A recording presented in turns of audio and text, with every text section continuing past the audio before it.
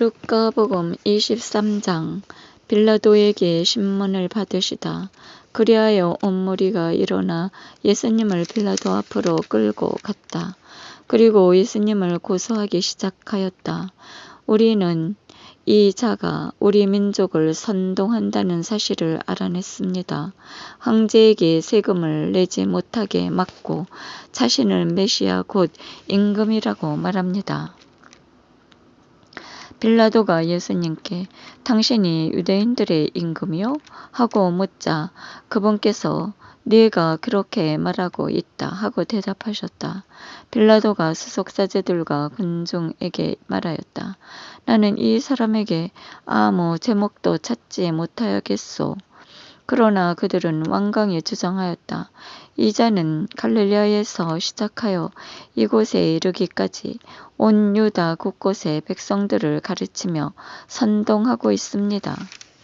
헤로데 앞에 서시다. 이 말을 들은 빌라도는 이 사람이 갈릴리아 사람이냐고 묻더니 예수님께서 헤로데의 관할에 속한 것을 알고 그분을 헤로데에게 보냈다. 그 무렵 헤로데도 예루살렘에 있었다. 헤로데는 예수님을 보고 매우 기뻐하였다.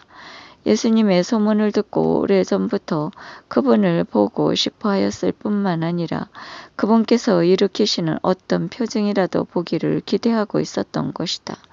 그래서 헤로데가 이것저것 물었지만 예수님께서는 아무 대답도 하지 않으셨다.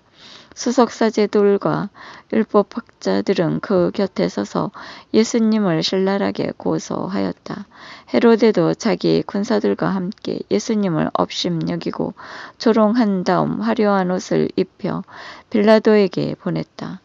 전에는 서로 원수로 지내던 헤로데와 빌라도가 바로 그날에 서로 친구가 되었다. 사형 선고를 받으시다. 빌라도는 수석사제들과 지도자들과 백성을 불러 모아 그들에게 말하였다. 여러분은 이 사람이 백성을 선동한다고 나에게 끌고 왔는데 보다시피 내가 여러분 앞에서 신문에 보았지만 이 사람에게서 여러분이 고소한 제목을 하나도 찾지 못하였소. 헤로데가 이 사람을 우리에게 돌려보낸 것을 보면 그도 찾지 못한 것이요. 보시다시피 이 사람은 사형을 받아 마땅할 짓을 하나도 저지르지 않았소. 그러니 이 사람에게 매질이나 하고 풀어주겠소. 그러자 그들은 일제히 소리를 질렀다. 그 자를 없애고 바라바를 풀어주시오. 바라바는 예루살렘에서 일어난 반란과 살인으로 감옥에 갇혀있던 자였다. 빌라도는 예수님을 풀어주고 싶어서 그들에게 다시 이야기하였지만 그들은 그 자를 십자가에 못 박으시오, 십자가에 못 박으시오 하고 외쳤다. 빌라도가 세 번째로 그들에게 도대체 이 사람이 무슨 나쁜 짓을 하였다는 말이오? 나는 이 사람에게서 사형을 받아 마땅한 제목을 하나도 찾지 못하였어. 그래서 이 사람에게 매질이나 하고 풀어주겠어 하자 그들이 큰 소리로 예수님을 십자가에 못 박으라고 다그치며 요구하는데 그 소리가 점점 거세졌다. 마침내 빌라도는 그들의 요구를 들어주기로 결정하였다.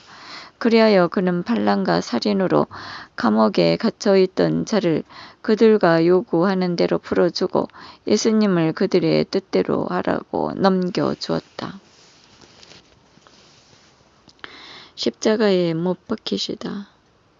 그들은 예수님을 끌고 가다가 시골에서 오고 있던 시몬이라는 어떤 키레네 사람을 붙잡아 십자가를 지우고 예수님을 뒤따르게 하였다.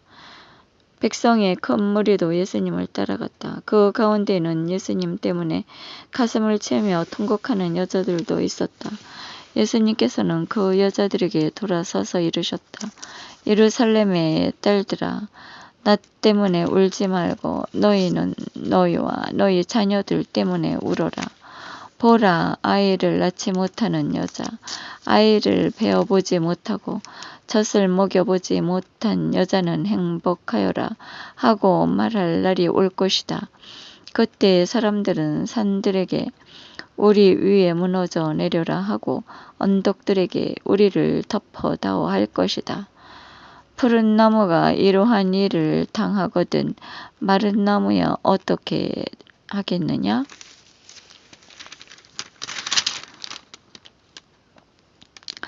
그들은 다른 두 제수도 처형하려고 예수님과 함께 끌고 갔다. 해골이라고 하는 곳에 이르러 그들은 예수님과 함께 두 제수도 십자가에 못 박았는데 하나는 그분의 오른쪽에 다른 하나는 왼쪽에 못 박았다.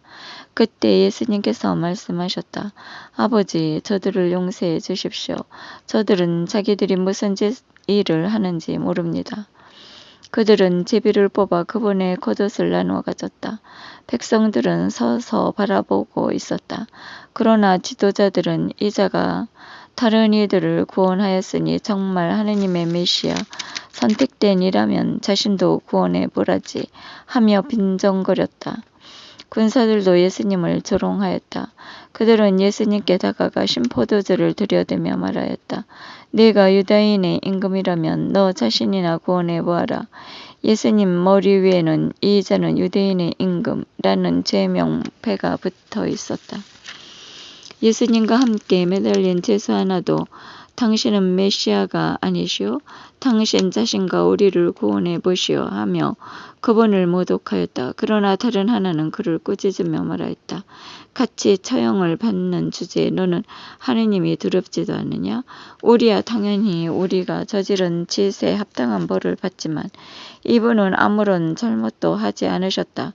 그리고 나서 예수님 선생님의 나라에 들어가실 때 저를 기억해 주십시오 하였다. 그러자 예수님께서 그에게 이르셨다. 내가 진실로 너에게 말한다. 너는 오늘 나와 함께 낙원에 있을 것이다. 숨을 거두시다. 낮 12시쯤 되자 어둠이 온 땅에 덮여 오후 3시까지 계속되었다.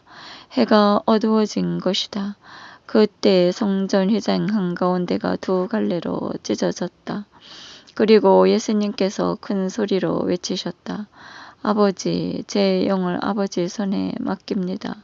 이 말씀을 하시고 숨을 거두셨다.